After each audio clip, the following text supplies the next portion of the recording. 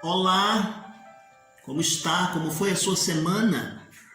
Estamos juntos mais uma vez para estudar a Bíblia, a Palavra de Deus. Antes, porém, nós vamos orar. Querido Deus, aceita o nosso louvor e a nossa gratidão. Obrigado por ter nos dado Jesus para ser o nosso Salvador. Que o Teu Santo Espírito nos oriente no estudo da Tua Palavra. É no nome de Jesus que oramos. Amém. Muito bem, meus queridos, nós estamos falando da carta de Paulo a Filemon, ou Epístola de Paulo a Filemon. Como destacamos no nosso último encontro, esta carta tem 25 versículos, é uma carta muito pequena e nós vamos perceber no conteúdo dela que o Evangelho mudou o coração de Onésimo, fazendo-o voltar. O Evangelho mudou o coração de Filemon, fazendo-o aceitar o seu antes escravo no convívio da sua casa. Quando nós estudamos o conteúdo desta carta, do verso 1 ao verso de número 3, embora seja uma carta pequena e de cunho pessoal, ela também vai fazer alusão e vai fazer referência a algumas pessoas da igreja de Colossos. Ele menciona algumas pessoas, como Áfia, como Arquipo, e você vai perceber então que a mensagem desta carta vai ser repassada à igreja de Laodiceia posteriormente. Quando nós lemos a carta escrita a Filemon, nós vemos que a igreja de Colossos aparentemente reunia-se na sua casa. Algo que para nós hoje tem um significado muito grande, porque o que muitos de nós estamos fazendo hoje nos faz retornar a esta casa, a esta prática, quando são criadas condições para o avanço do Evangelho. Hoje, por exemplo, nós vivemos, a maioria das pessoas, num ambiente urbano, vivemos modernamente dentro de condomínios de prédios, condomínios de casas, e nós vemos que uma das formas que nós podemos penetrar nesse ambiente, neste espaço, é através da casa dos crentes, dos membros da igreja, dos irmãos que abrem a sua casa para um estudo bíblico, para um ponto de pregação, para o início de alguma coisa, onde nós vamos alcançando seus vizinhos na pregação da palavra de Deus. Uma forma de penetrarmos nesses espaços tão fechados hoje. Então, quando nós lemos esta carta, o iniciozinho dela, e que aprendemos a respeito da igreja que está na casa de Filemon, nós vemos esta prática hoje em dia. O apóstolo Paulo aqui, ele se identifica, e nesse tempo ele diz e se identifica como um prisioneiro de Cristo Jesus. E ele vai se identificar então com Filemon, usando as suas habituais bênçãos espirituais. Nós aprendemos do verso 4 ao verso de número 7 que aqui há uma palavra de apreço sendo dada a Filemon.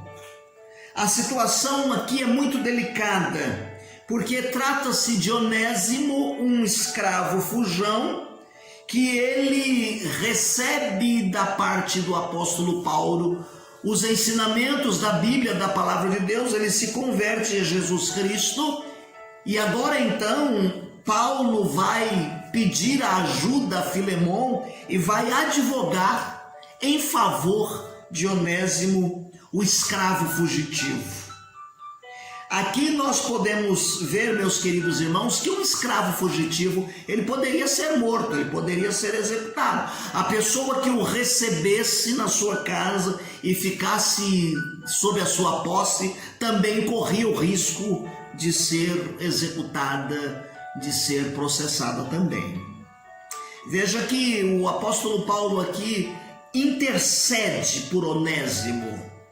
Ele tece primeiramente alguns elogios a Filemon, como que preparando o caminho para ele poder introduzir o seu pedido e fazer o seu apelo.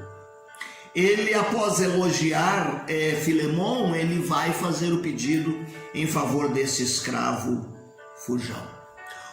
Um apelo que é feito na base do amor, na comunhão que deve existir entre os crentes, entre os cristãos.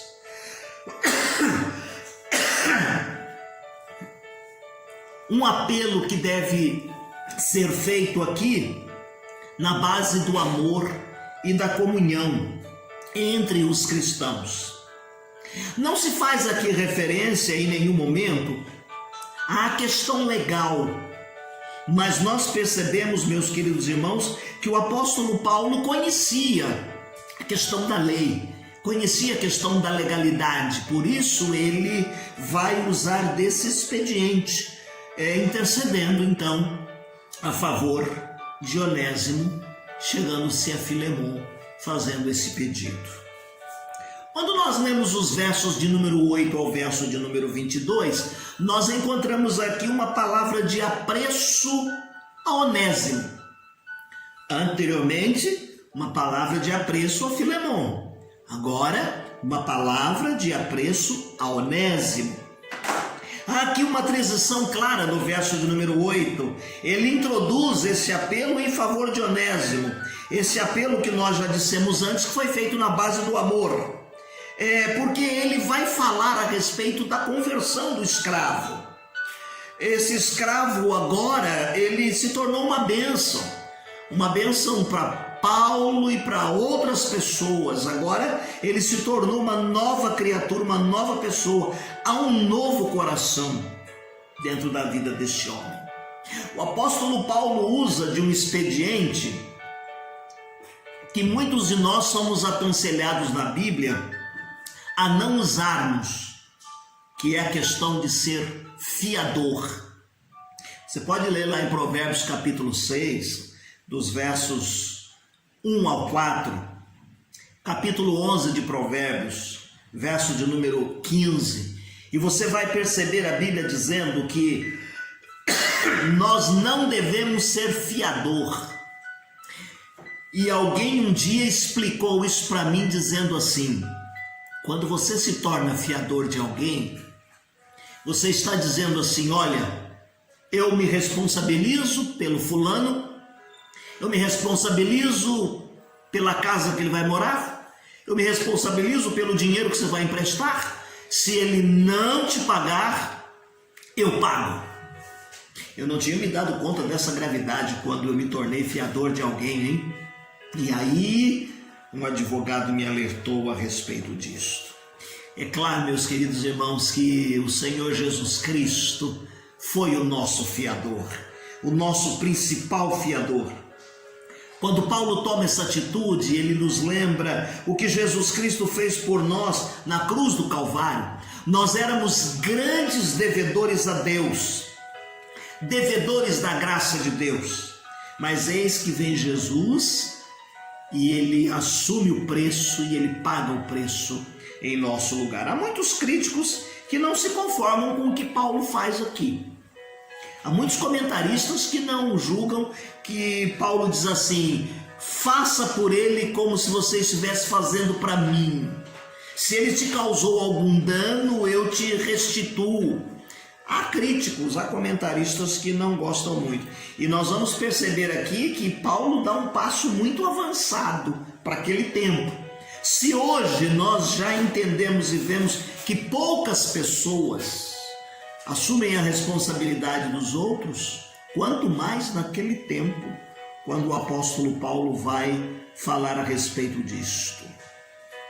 Nós olhamos aqui e interpretamos esse texto à luz daquele contexto, daquele momento, tá bem? E não à luz dos nossos momentos de hoje, da nossa lei hoje. Mesmo assim, nós aprendemos e aplicamos a nossa vida. Há uma outra coisa que eu queria falar a respeito do verso 22 ao verso de número 25. Paulo conclui esta carta fazendo uma saudação costumeira. E ele cita até mesmo aqui os que eu acompanho. No verso de número 23, ele coloca aqui Epáfras, alguém que é o seu companheiro de prisão também. Era um dos líderes da igreja de Colossos, e nós vamos perceber então a perseguição que os crentes viveram naquele tempo em favor do evangelho. E ele termina sua carta fazendo então aquela bênção, aquela sua saudação, aquela oração em favor dos irmãos e em favor de nós. Mas ele faz um pedido. Ele pede que preparem pousada para ele. Ora, ele ainda está preso, mas ele tem fé, ele tem confiança na oração dos irmãos, e ele diz lá no verso de número 22 que ele confia que em resposta às orações dos crentes, ele vai deixar a prisão. Qual seria a mensagem então da carta de Filemão para nós como igreja hoje? Veja, nós devemos enfatizar sempre, lembrar que a mensagem do Evangelho continua a ser a melhor solução, não só para os problemas espirituais, para os problemas da alma, mas também para os problemas sociais. Nós conhecemos pessoas que aceitaram Jesus como seu Salvador e tinham uma vida financeira degradante, humilhante, e prosperaram, cresceram. Aqui o texto vai falar a respeito do evangelho que toca o coração desse homem, e num problema de relacionamento da sociedade. Ele é um escravo e o relacionamento com o seu senhor, a sua vida é transformada, tanto que o coração de Onésimo é transformado e ele quer voltar para resolver o seu problema com o seu patrão, com o seu senhor. Então aqui o amor de Jesus Cristo derruba todas as barreiras, inclusive barreiras sociais e ideológicas. Então a mensagem do Evangelho continua a ser a melhor solução para os problemas. A outra mensagem que nós aprendemos para hoje, dentro desta carta de Paulo a Filemão, é que a conversão transforma as pessoas e muda as suas atitudes. Onésimo era um escravo fugitivo. Provavelmente ele deu prejuízo para Filemão. Ao converter-se, ele volta, faz um longo caminho de volta, e ele quer estar diante do seu Senhor e dizer para o seu Senhor que ele quer resolver todas as coisas. Veja, meus queridos irmãos, que o Evangelho muda o coração de Onésimo. Como nós dissemos no início desta lição, o Evangelho mudou o coração de Onésimo, fazendo-o voltar. O Evangelho mudou o coração de Filemão, fazendo-o aceitar o seu antes escravo no convívio da sua casa. E a terceira mensagem de Filemão para a igreja hoje, para mim e para você hoje, é que o Evangelho coloca as pessoas no mesmo nível, no mesmo patamar de relacionamento. Jesus disse nos evangelhos que não há mais judeu, nem grego, servo, nem livre, todos somos um em Cristo. Jesus, ao morrer na cruz, tirou a parede de separação. Quando o véu do templo se rasgou, nós tivemos acesso direto a Deus, mas também nos tornamos um em Jesus Cristo. Todos nós somos carentes da manifestação da graça de Deus. E quando nos relacionamos a partir de Jesus Cristo, nós nos tornamos iguais, como irmãos em Cristo, como crentes. É por isso que nós nos tratamos de irmãos, nos referimos uns aos outros, chamando-nos de irmãos. Então nós devemos envidar todos os esforços para nos aproximarmos de todas as pessoas. Vivemos um mundo de diferenças sociais, vivemos num mundo de diferenças culturais, diferenças raciais, que muitas vezes distanciam as pessoas, não deveriam. Mas a palavra de Deus, nesta carta, vai nos ensinar a convergência, seja do ponto de vista social, econômico, de raça, de religião, de cultura. Em Cristo nós somos um. Amém, meu querido? Que Deus te abençoe e que o Evangelho continue mudando o coração de muitos onésimos nesta vida, livres e libertos da escravidão do pecado. Que o Evangelho continue mudando o coração de muitos filemões, que não vão continuar carregando ranço, de raiva, de mágoa, de indiferentismo, de punição. Pelo contrário, de reatar laços e de vivermos uma nova vida. Principalmente neste tempo em que estamos terminando e findando mais um ano. No nosso próximo encontro, como eu disse há 2 encontros atrás, nós vamos tirar 1 ou 2 ou 3 lições da carta aos Hebreus, tá bom? Discute-se se foi escrita por Paulo, mas nós estamos na sequência. Então, no nosso próximo encontro, nós vamos ver Cristo é o maior e o melhor do que tudo.